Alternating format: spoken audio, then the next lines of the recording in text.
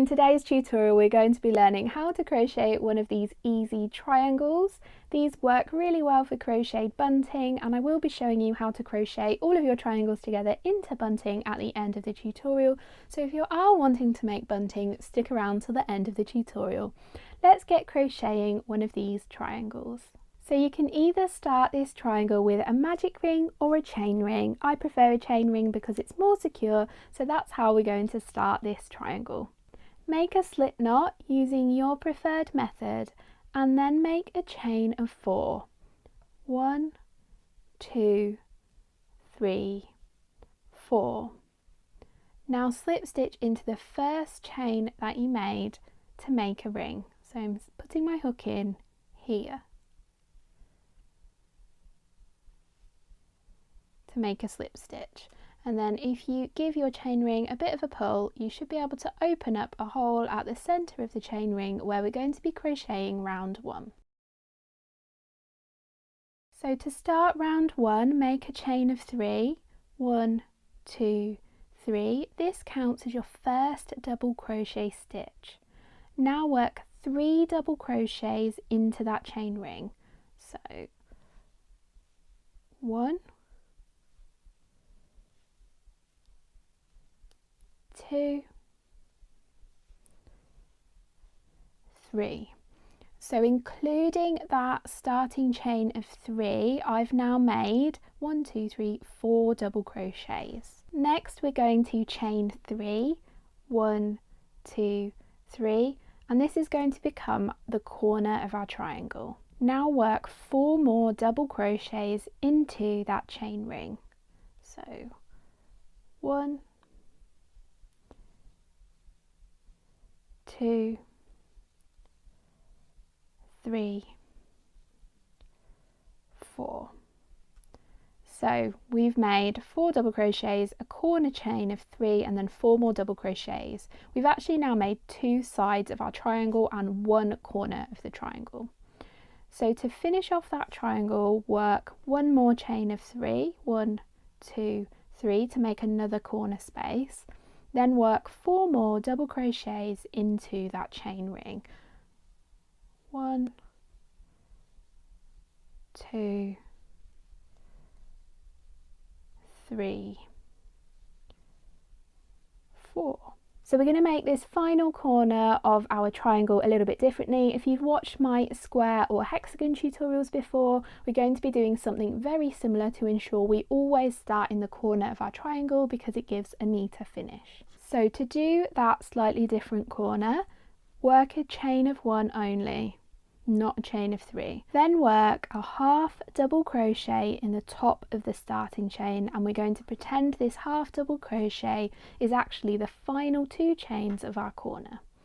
So we're going to make a half double crochet. So yarn over, put your hook in the top of the starting chain, so 1, 2, 3, going in there at the top of the starting chain. Yarn over and pull up a loop. You should now have 3 loops on your hook.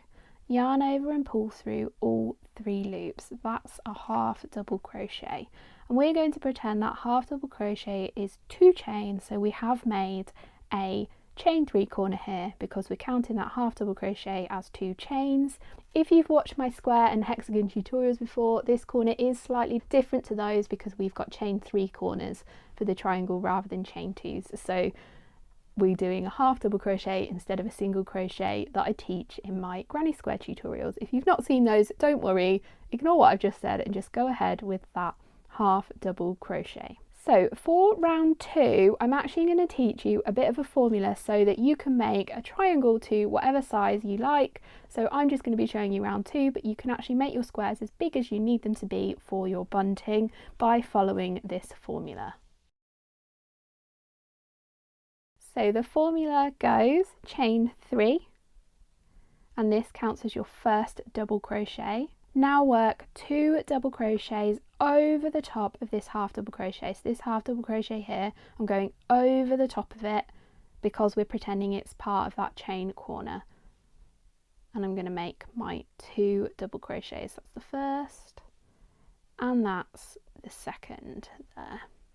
So far I've made 1, 2, 3 double crochets because we're counting that starting chain as a stitch. So next work 1 double crochet into each stitch across, and for round 2 that is 4 stitches, but on bigger rounds you're going to be working more double crochets here, so just work 1 double crochet into each of these stitches.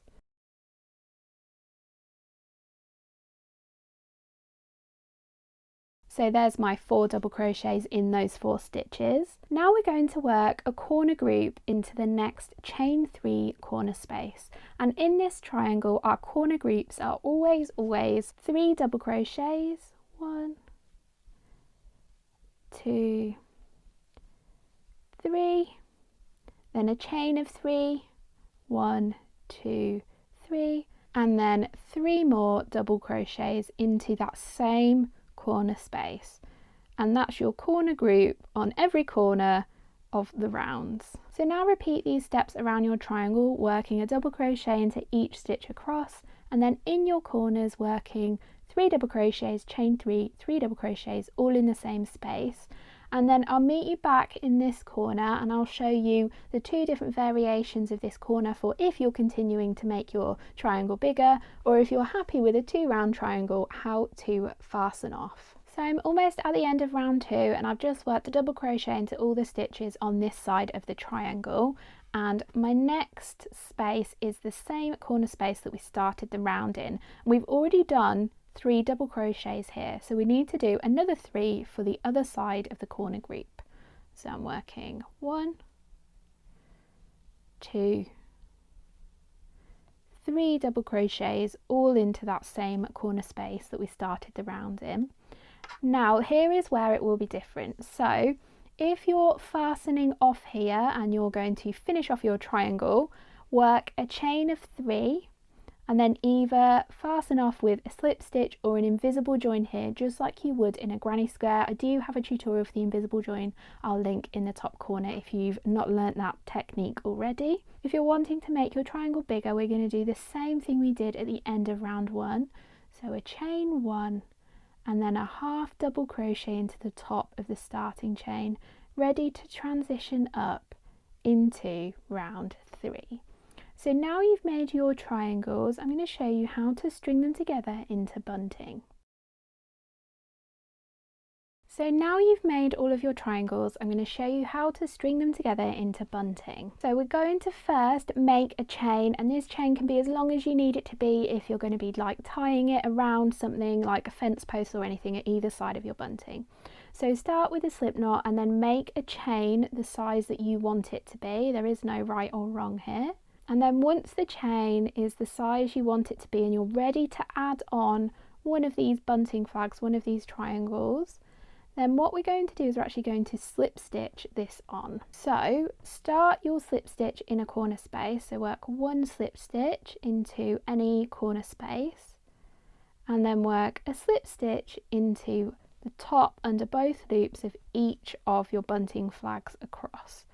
So I'm literally just slip stitching in each stitch across until I reach the next corner space. So I've slip stitched into every stitch across, and then I'm going to do one final slip stitch into that corner space, and then you have a choice here. You can directly start slip stitching into the next flag, or if you want to, you can do a short chain between your flags like that, and then you pick up your next triangle and continue along in the same fashion until you've joined all of your triangles into bunting. If you've enjoyed this crochet triangle bunting tutorial, do hit that like button as it really helps out the channel and spreads this video to more crocheters.